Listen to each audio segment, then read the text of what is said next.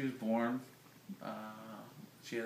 Libby had a C-section at the time, and I remember walking to the hospital with our son, because he was only 2 at the time, and Libby looked at me and says, "See that lady walking by the door? I hate her." Because she just had her baby an hour ago. She's walking. And I can't get out of this bed. But Annie was born, and it was always a joy to... I remember thinking, it's a girl. What do I do with a girl? Like any daughter, she could do whatever she wanted and get away with it if she wanted. But she was one of those kids who, she was very smart. Very active, athletic, smart, loved music, played the piano, had fun with that. Tried to just be the regular girl the whole time. She was diagnosed with what you would call acute lymphoblastic leukemia at age 10. And she just turned that. It was in 5th grade. And she battled that for 7 years and died when she was 17.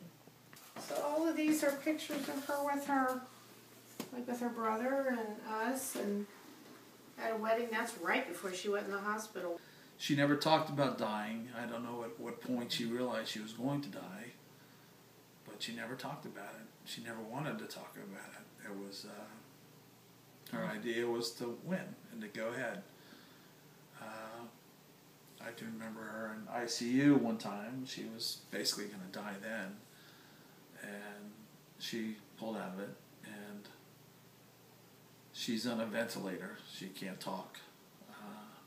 She has a little board to write on, and the doctor comes in. They're talking about different things, and she says, she writes on, "What do I have to do to get the transplant?" That was her attitude. She lasted through, diagnosis, remission, relapse, remission, tried a bone marrow transplant, relapse, and then it went downhill from there. But the whole time, all she wanted to do was be normal, be a part of life, and enjoy what was going on.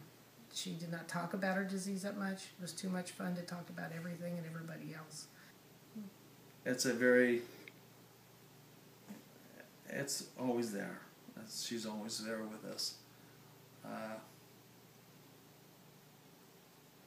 Sometimes I can talk about it, not too often. And if you think that the pain's going to go away, it's not. It's going to be there. You accept it and absorb it, and it's a reminder of who they are, and they're not gone.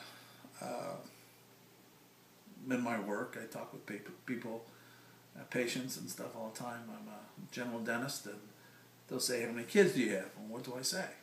Do I have 1 or do I have 2? I usually try to say I have 2, and we had 2. And my son is here, and my daughter passed away when she was trying to do it as quickly as I can, and not to get emotional or whatever, and try to say, well, they all react differently, but you don't have a choice. You can let it get you, or you can't. You're there for your child, and when it's over, then you have to remember to be there for each other.